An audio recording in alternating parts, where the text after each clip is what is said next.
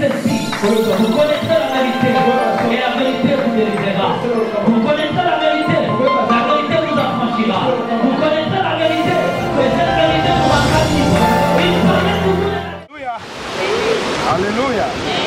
Tunasema asanteni sana tena kwa jinsi nyote mmekubali kubatizwa mara tena katika jina la Bwana wetu Yesu Kristo.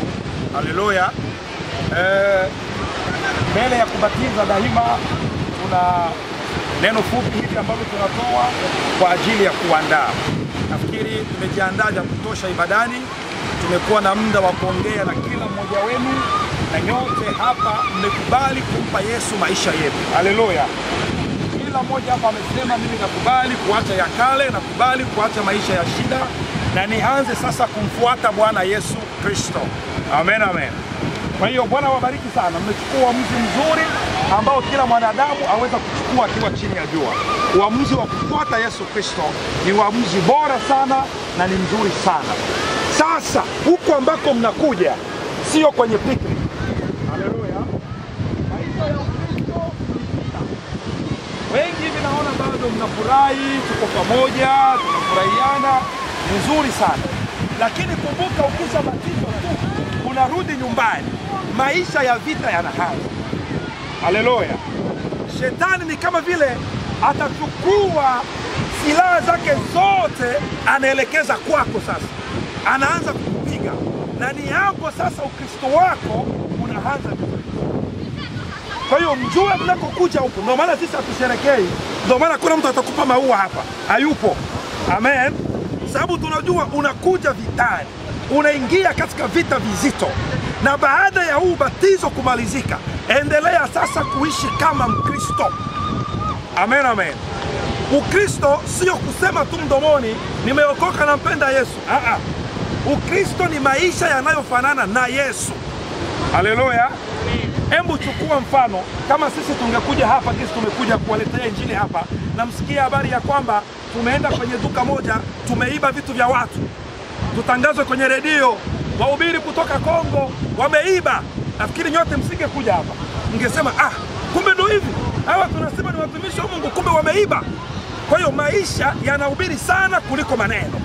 Amen, amen. Na maisha yako pia ndio yatakuwa mahubiri makubwa ya kudhibitisha kwamba umeokoka na umemfuata Yesu.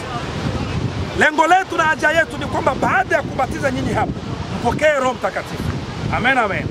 Lakini kuna uwezekano wa kumpata leo, kuna uwezekano wa kumpata kesho, wa kumpata hata baadaye. Yote inategemea na mapenzi ya Mungu. Amen, amen.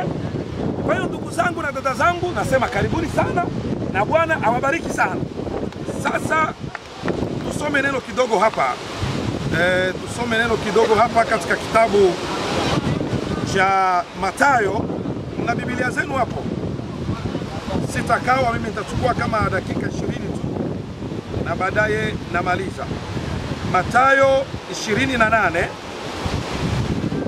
Kuna kitu kidogo hapa ambacho nataka nionyeshe mwangaza kama jinsi Mungu alivyosema nafikiri juzi ile kabla ya kuwabatiza. Kuna vesi mbili ambazo mara nyingi zinasumbua watu na watu wanafikiri labda zinapingana, kumbe ziko vesi moja. Kwa hiyo hapa naomba kufuata kwa makini sana. Amen, amen. Tunasoma Mathayo 28 na mstari wa 18. Inasema hivi. Nasoma, Yesu akaja kwao akasema nao akawaambia, nimepewa mamlaka yote mbinguni na duniani. Basi enendeni mkawafanye mataifa yote kuwa wanafunzi, mkiwabatiza kwa jina la Baba na Mwana na Roho Mtakatifu, na kuwafundisha kuyashika yote niliyowaamuru ninyi, na tazama mimi nipo pamoja nanyi siku zote hata ukamilifu wa dahari. Amen. Hapa ni Yesu. Haleluya. Hapa ni Yesu anaongea na wanafunzi wake. Msikilize vizuri hapa. Tungekuwa na muda haya tungefundisha kanisani, lakini kwa jinsi muda umekosa lazima tuwaambie kabla tujarudi. Yesu anaongea na wamitume wake habari za ubatizo. Baada ya Yesu kufufuka akatokea walio wengi, baadaye akatokea wanafunzi wake. Akawaambia hivi kabla yeye kwenda, nendeni ulimwenguni mkafanye mataifa kuwa wanafunzi wangu, mkiwabatiza kwa jina la Baba na Mwana na Roho Mtakatifu. Amen, amen.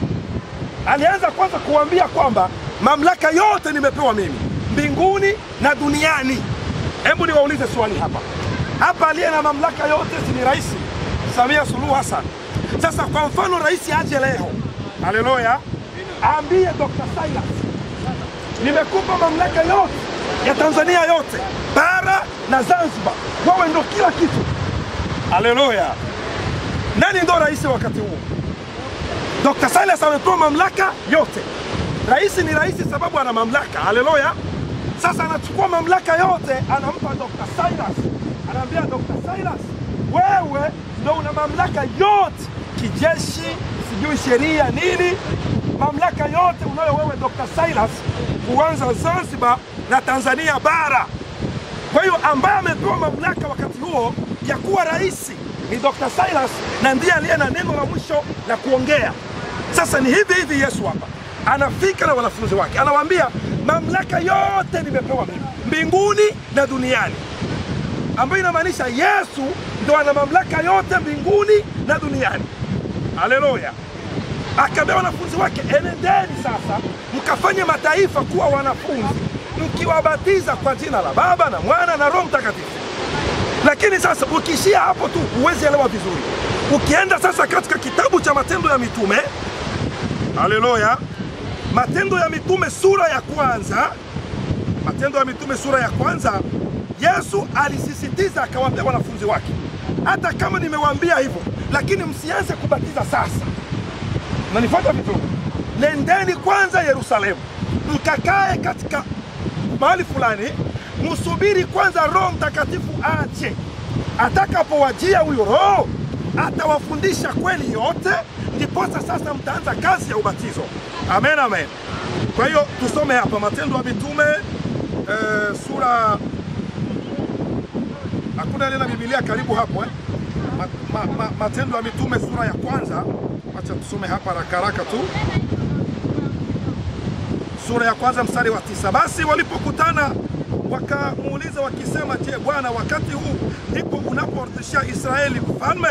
Akawaambia, si kazi yenu kujua nyakati wala majira Baba aliyoweka katika mamlaka yake mwenyewe, lakini mtapokea nguvu. Sikilizeni vizuri hapo. Lakini mtapokea nguvu akiisha kuwajilia juu yenu Roho Mtakatifu, nanyi mtakuwa mashahidi wangu katika Yerusalemu na katika Uyahudi wote na Samaria na hata mwisho wa nchi. Akiisha kusema hayo, walipokuwa wakitazama, akainuliwa, wingu likampokea kutoka machozi. Amen. Watakuwa mashahidi wa Yesu akiisha kuwajilia nani? Roho Mtakatifu. Haleluya. Na Yesu akamwambia huyo Roho Mtakatifu atakapokuja atawaambia kweli yote na atawaambia mambo kutoka kwangu. Mnafuata vizuri hapo eh? Baadaye mitume wakaenda, wakafika Yerusalemu, wakakaa, wanasubiri sasa nguvu za nani? Za Roho Mtakatifu. Haleluya. Roho Mtakatifu si kingine, ni Mungu ndani ya mwanadamu. Roho Mtakatifu si kingine, ni nguvu za Mungu. Sasa wako mle ndani wanasubiri Roho Mtakatifu kama alivyowaagiza Yesu. Sababu Yesu aliwaambia hivi kwamba ninayo mengi ya kuwaambia, lakini mengine siwezi waambia sasa sababu mtastahimili. Msubiri Roho aje. Walipokuwa wakisubiri Roho Mtakatifu, Roho Mtakatifu akafika. Alipokuja Roho Mtakatifu, akaja sasa kuwapa akili ya kutambua maana ya maandiko. Amen, amen. Kwa hiyo alipofika Roho Mtakatifu, akawafundisha sasa maana ya Baba, Mwana, Roho Mtakatifu ni nani. Akawaambia sasa lile jina ni jina gani. Haleluya. Sababu Yesu aliwaambia hivi, enendeni ulimwenguni mkafanye mataifa kuwa wanafunzi, mkiwabatiza kwa jina. Sio majina matatu, alisema jina moja. Amen, amen. Kwa hiyo Baba, Mwana, Roho Mtakatifu sio majina, ni vyeo. Kila mtu hapa ni baba. Ukienda barabarani useme baba njoo, nani atakuja? Kila mtu ni baba. Kila aliyezaa ni baba. Kila aliyezaa ni baba. Kwa hiyo baba ni cheo cha kuwa na mwana. Mama mwana naye ni cheo cha kuzaliwa. Na Roho Mtakatifu ni nguvu. Kwa hiyo kuna jina la mtu ambaye ndiye baba, ndiye mwana na ndiye Roho Mtakatifu. Amen, amen. Kwa mfano hapa tuna mchungaji, niwaeleweshe vizuri. Mchungaji hapa yeye ni daktari, yeye ni mchungaji, sawa? Tena wewe ni nani mchungaji? Unayo mawili tu, jiongeze nyingine hapo ya haraka. Kwa hiyo mchungaji yeye ni daktari, ni mchungaji, tuseme basi pia ni mwalimu. Sababu yeye ni mwalimu wa neno. Kwa hiyo ana vyao vitatu, lakini jina lake ni Silas. Nasikia vizuri? Sasa hivi vyao hivi sio majina yake. Sasa nikikwambia hivi, nenda Kifuru pale kanisani uombe maji kwa jina la mwalimu, kwa jina la daktari na kwa jina la mchungaji. Kwa jina. Sasa ukiwa na akili wewe, hautafika tena pale. Naomba maji kwa jina la daktari, kwa jina la mwalimu, kwa jina la mchungaji. Hapana, uulize sasa jina lake ni nani? Watakwambia jina lake ndio Silas. Sasa wakati wa kwenda omba maji, utasema sasa naomba maji kwa jina la Silas. Naelewa vizuri? So ndio alivyofanya Yesu. Akamwambia enendeni ulimwenguni mkabatize watu kwa jina la Baba, Mwana, Roho, kwa jina hili moja. Kwa hiyo Roho Mtakatifu alipokuja ndo akawafunulia sasa lile jina ni jina gani. Ule Baba ni nani, Mwana ni nani, Roho Mtakatifu ni nani, na jina lake ni lipi. Nafuata vizuri hapa. Ndio maana sasa katika kitabu cha Matendo ya Mitume hicho sura ya 2 na mstari wa 30, sura ya 2 na mstari wake wa 38 inasema hivi hapa. Petro akawaambia tubuni mkabatizwe kila mmoja kwa jina lake Yesu Kristo. Huyu ni Petro baada ya Roho Mtakatifu kufika akawafunulia neno. Sababu Roho Mtakatifu hawezi enda kinyume ya neno. Haleluya. Kwa hiyo lile jina alilosema Yesu mbele ya hawa wa mitume, akawaficha jina, akawaambia vyeo. Lile jina maana yake Bwana Yesu Kristo. Haleluya. Kwa hiyo ubatizo wa kweli unabatizwa katika jina. Amen, amen. Sio katika vyeo. Ndiyo maana katika Biblia yote hakuna mtu aliyebatizwa kwa jina la Baba na Mwana na Roho Mtakatifu. Hayupo. Watu wote katika Biblia walibatizwa kwa jina la Yesu Kristo. Sababu hilo ndilo jina. Mnaelewa? Ndio maana tuliwaambia yeyote aliyebatizwa kwa jina la Baba na Mwana na Roho Mtakatifu lazima abatizwe tena.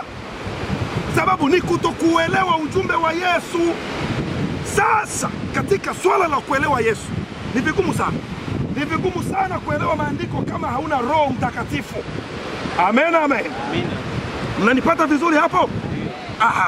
Sasa baada ya Roho Mtakatifu kuja, Petro akiwa chini ya upako. Sababu hapa Matendo ya Mitume sura ya 2 ndio wakati Roho Mtakatifu alishuka. Petro akahubiri chini ya upako. Watu wakachomwa kama jinsi na nyinyi mlivyochomwa tulipohubiri. Jack, nionyesha kwanza watu ili kwamba hata kamera yako watu waonekane pia. Mkachomwa na neno, mkachomwa na shuhuda, mkasema tutendeje ndugu zetu? Kwa hiyo Petro sasa akasimama. Haleluya.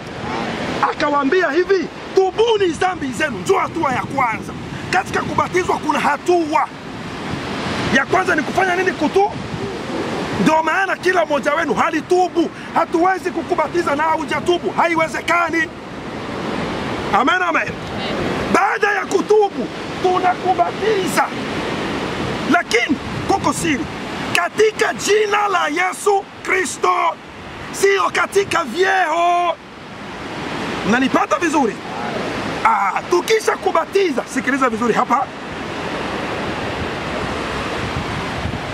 Kwa kuwa Petro akawaambia tubuni mkabatizwe kila mmoja kwa jina lake Yesu Kristo mpate ondoleo la dhambi zenu.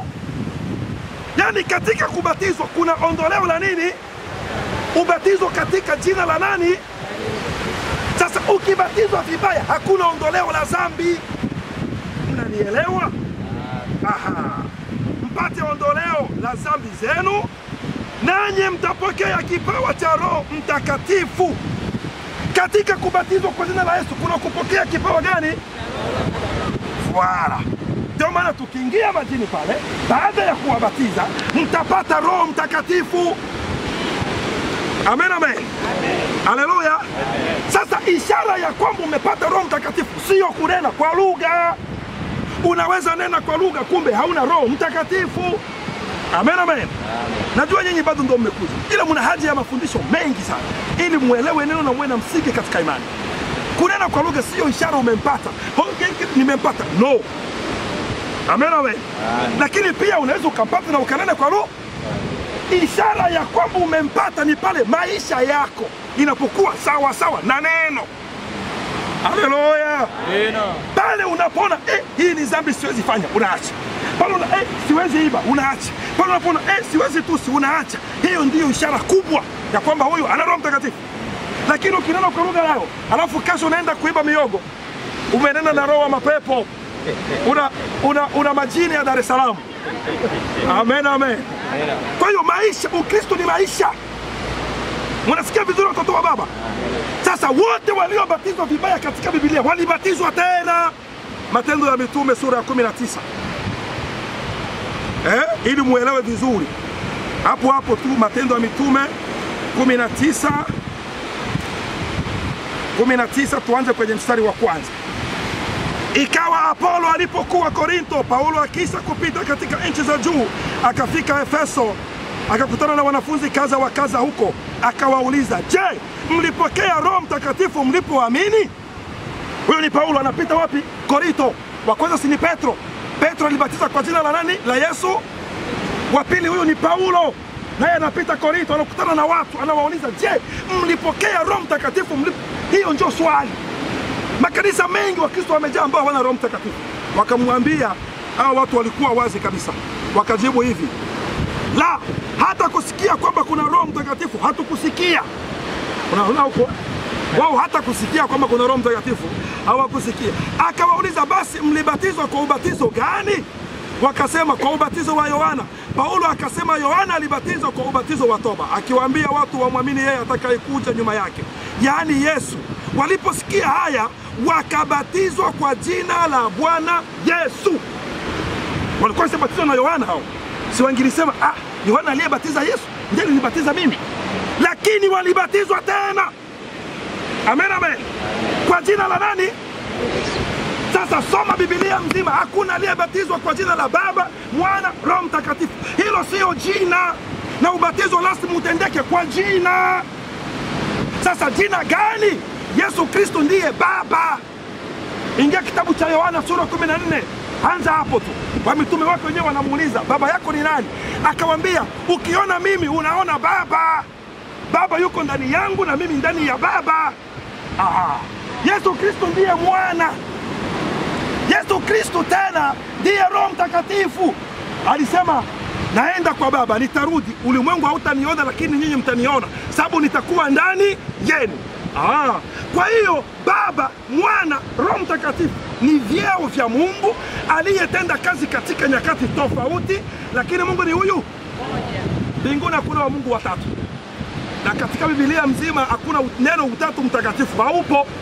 Mbinguni kuna Mungu huyu ambaye ndiye Baba, Mwana, Roho Mtakatifu, akatenda kazi nyakati tofauti. Aliitwa Baba wakati wa uumbaji, akaitwa Mwana wakati wa ukombozi, akaitwa Roho Mtakatifu wakati anakaa ndani ya mwanadamu. Lakini ni Mungu huyu mmoja. Amen, amen. Je, mnaelewa vizuri? Ndio maana leo sasa, ili mpate ondoleo la dhambi, ili mpokee Roho Mtakatifu, lazima tuwabatize kwa jina la nani? Kwa jina la nani? Semeni nguvu, kwa jina la nani? Yesu. Kuna jina moja tu tulilopewa.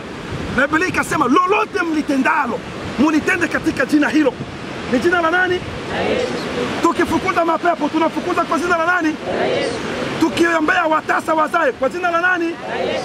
Tukiombea wagonjwa wapone, kwa jina la nani? Yesu. Na ubatizo pia kwa jina la nani? Yesu. Yaani Yesu Kristo ndiye Mungu. Amen, amen. Mmeelewa vizuri hapo? Ndio maana leo tutawabatiza kwa jina la Yesu Kristo. Kwa hiyo kama ulibatizwa kwa jina la Baba, Mwana, Roho Mtakatifu, ni ubatizo ambao hauna ufunuo. Ndio maana Yesu aliwaambia, "Nendeni kwanza Yerusalemu, mkae, msibatize haraka." Msende, Yesu alituambia tuanze, mkae kwanza, mpokee Roho Mtakatifu. Atakuja kuwafundisha. Basi tumalizie hapa le dernier verset katika Petro wa pili hapa, waraka wa pili wa Petro. Tunajua nyinyi ndo bado mmeokoka hivi, mnaja mafundisho mengi, ila muda ndo mchache hivyo. Bwana akiruhusu tutakuja tena na kuanza kuwapa mafundisho mazuri zaidi. Haleluya. Na haya yatawajenga katika imani lenu ili kwamba mdumu na kusonga vizuri katika Bwana. Sikiliza hapa. Waraka wa pili wa Yohana, waraka wa pili wa Yohana sura ya 5 na mstari wa 18. Sikilizeni hapa. Twajua ya kuwa kila mtu aliyezaliwa na Mungu hatendi dhambi. Mnajua kila aliyezaliwa na Mungu afanye nini? Bali yeye aliyezaliwa na Mungu hujilinda, wala yule mwovu hamgusi. Twajua ya kuwa sisi tu wa Mungu na dunia yote pia hukaa katika yule mwovu. Nasi twajua kwamba mwana wa Mungu amekwisha kuja, naye ametupa sisi akili. Sikilizeni hapa. Kwamba tumjue yeye aliye wa kweli, nasi tumo ndani yake yeye aliye wa kweli, yaani ndani ya mwana wake Yesu Kristo. Huyu ndiye Mungu wa kweli na uzima wa milele. Amen. Mungu wa kweli ni nani? Uzima wa milele ni nani? Aha, hiyo ndiyo siri kuu ya utauwa. Yote imelala ndani ya Yesu Kristo. Mtu mmoja akauliza, sasa mbona nilipokuwa nabatizwa, mbona sauti ilitoka juu, huyu ni mwana wangu mpendwa, mtiini yeye? Na baadaye ndege ikaja, siona watatu tofauti. Haleluya. Nikamwambia hivi, wewe unapolala usingizi, unataki huko Zanzibar na umelala Dar es Salaam? Akasema, sasa vile mko tofauti. Ni wewe umoja tu, lakini uko katika hatua nyingine. Amen, amen. Haleluya. Wachawi anaweza kaa hapa na kaende Kongo na yuko Dar es Salaam. Sina hivyo. Kwa hiyo Mungu ana uwezo huo wa kujigawa na tena kujikusanya. Haleluya. Hivi sikutishi, ni nguvu na uwezo wa Mungu. Lakini ukienda kuomba kwako nyumbani, omba kwa jina la nani? La Yesu. Basi, naona muda ni mchache. Bwana abariki hayo kwa jina la Yesu Kristo. Amen. Asante. Kuisha muda ni mchache sana. Amen, amen. Basi Bwana abariki hayo. Acclamons le Seigneur. Tupigie Bwana makofi. Dieu est merveilleux. Bwana ni mwema sana. Voilà, on va entrer à la dernière étape du programme. Kwa hiyo tunataka anza hatua yetu ya mwisho. J'invite d'abord la sentinelle de l'église à placer ses mots. Tunalika mchungaji hapa aweke maneno Moi, yake. je ferai les derniers sujets de prière.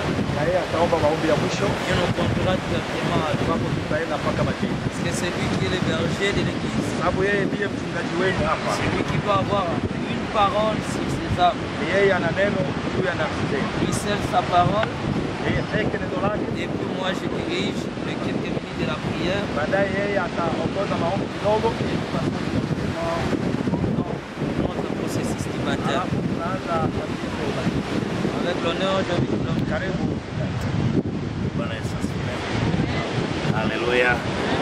Ya, pekee tunamshukuru sana kwa jinsi ambavyo amekuwa mwaminifu kwa ajili ya nafsi zote zilizo mahali hapa. Maana kama si yeye ni ngumu mtu kumwendea Mungu. Bwana Yesu asifiwe. Na ndio maana anasema kwamba si nyinyi ndio nichagua mimi, bali ni mimi nimewachagua ninyi. Bwana Yesu asifiwe. Kwa hiyo kikubwa kwanza tuna sababu ya kumshukuru Mungu kwa jinsi ambavyo mmefikia hatua hii ya kuja kwa ajili ya ubatizo ili uweze kuzaliwa tena katika roho. Maana Biblia inasema kilichozaliwa na mwili ni mwili na kilichozaliwa na roho ni roho. Na huu ni ubatizo, kuzaliwa katika roho. Na mtu hawezi kwenda mbinguni kama hajazaliwa katika roho. Bwana Yesu asifiwe. Kwa hiyo niwapongeze, lakini pia niendelee kuwasisitiza kudumu katika utakatifu ambao hakuna mtu awezaye kumwona Mungu pasipokuwa nao. Hakuna mtu atakaenda mbinguni pasipo kuzaliwa mara ya pili, kubatizwa maji, lakini pia lazima uwe mtakatifu. Bwana Yesu asifiwe. Kwa hiyo niendelee kuwaomba maisha yetu yaendelee kubadilika, yaweze kureflect au kuakisi kile ambacho tumekiamini na tumekipokea leo. Bwana Yesu asifiwe. Sina mengi zaidi ya kuzungumza, zaidi ni kuwapongeza na kudumu katika imani na yale yote ambayo tumefundishwa na tutaendelea kufundishwa kwa ajili ya utukufu wake yeye aliyetuita. Amen.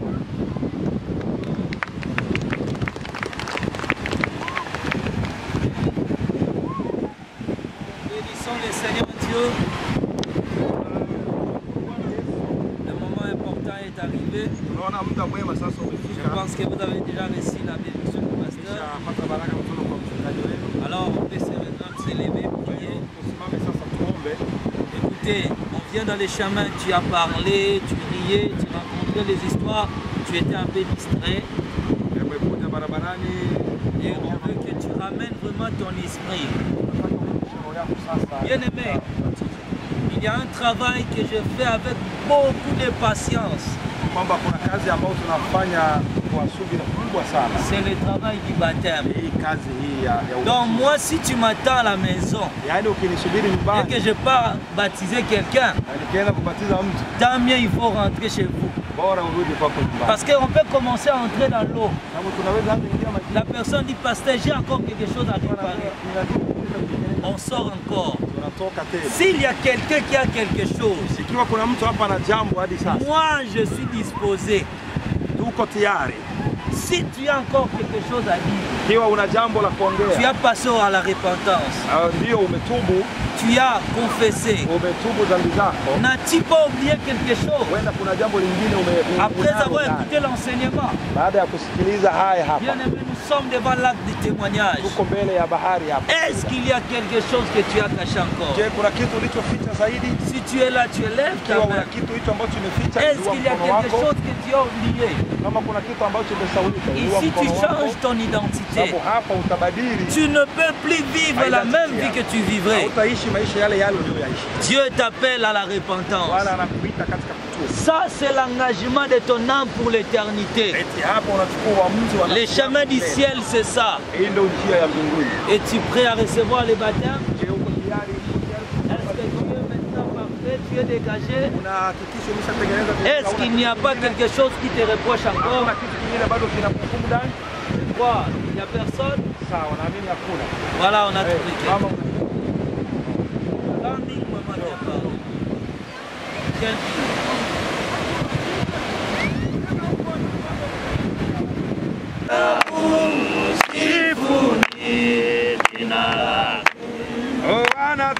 Anatenda maajabu, anatenda maajabu, anatenda maajabu, sifuni jina lako. Anatenda maajabu, anatenda maajabu. Écoutez bien aimé. Maintenant tu vas prier le Seigneur Dieu. De dire à Dieu de te pardonner. Tout le mal que tu as fait. Que Dieu ait pitié de ton âme. Demande pardon à Dieu. Que Dieu te pardonne. Prions au nom de Jésus.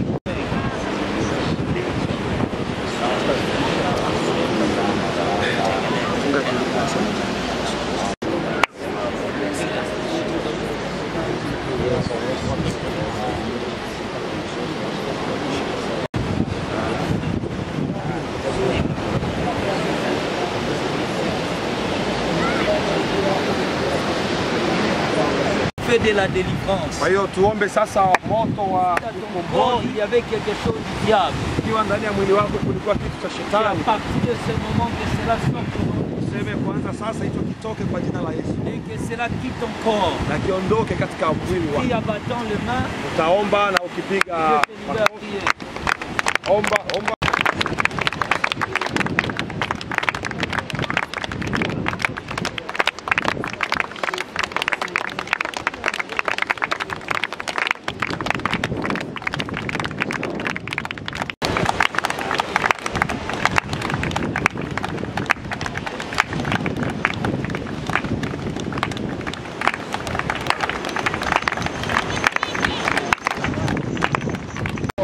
Avez-vous reçu le Saint-Esprit? Lorsque vous avez crié, il dit nous n'avons jamais entendu parler du Saint-Esprit. La Bible dit que l'apôtre Paul le baptisa encore. Et après les avoir baptisés, ils ont reçu le Saint-Esprit. Nous allons implorer le Saint-Esprit qu'il soit dans ce moment. Et qu'au moment où tu seras plongé dans l'eau, que le Saint-Esprit te révèle. Car sans le Saint-Esprit, nous ne pouvons pas être enfants de Dieu et nous ne pouvons pas vivre dans la vie de Dieu. Implorez le Saint-Esprit, prions. Que le Saint-Esprit soit au rendez-vous au nom de Jésus. Que l'Esprit de Dieu soit au rendez-vous au nom de Jésus-Christ. Seigneur, donne-le le Saint-Esprit au moment où ils seront baptisés au nom puissant de Jésus-Christ. Amen. Amen. Voilà. Nous allons commencer avec les hommes. Et avec les hommes de Dieu, ainsi de suite, le reste va yaani tunaanza kwanza na watumishi, alafu wanaume, alafu wanawake na wengine wataendelea.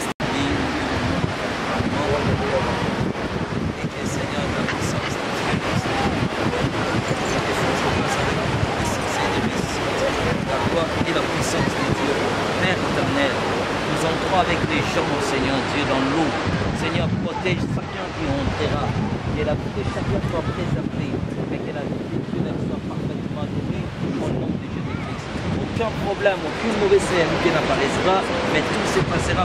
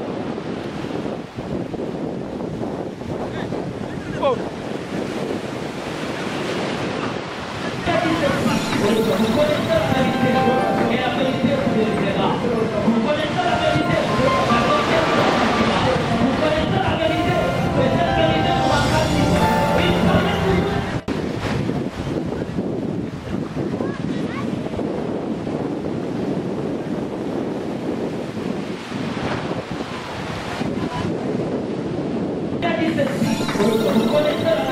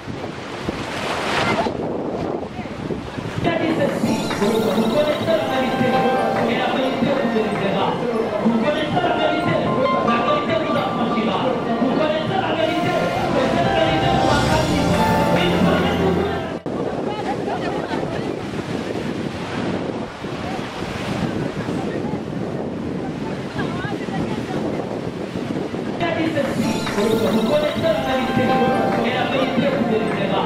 Vous connaissez la vérité vous affranchira. Vous connaissez la vérité, et cette vérité vous accomplira. Il fallait vous connaître.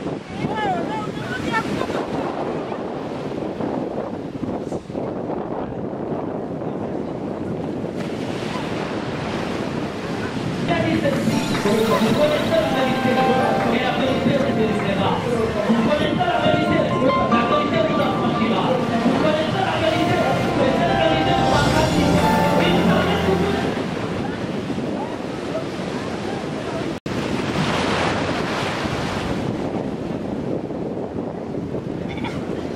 Vous connaissez la vérité, et la vérité vous délivrera. Vous connaissez la vérité vous affranchira. Vous connaissez la vérité, et cette vérité vous accomplira. Il fallait vous connaître.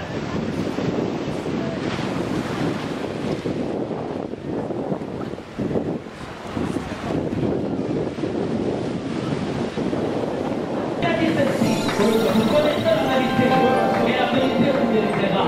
Vous connaissez la vérité vous affranchira. Vous connaissez la vérité, et cette vérité vous accomplira. Il fallait vous connaître.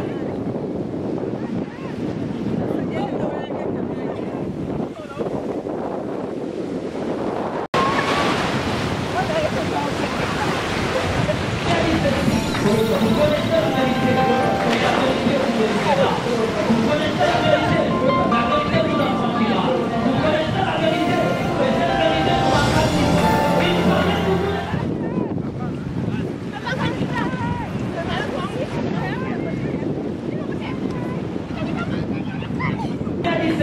Vous connaissez la vérité,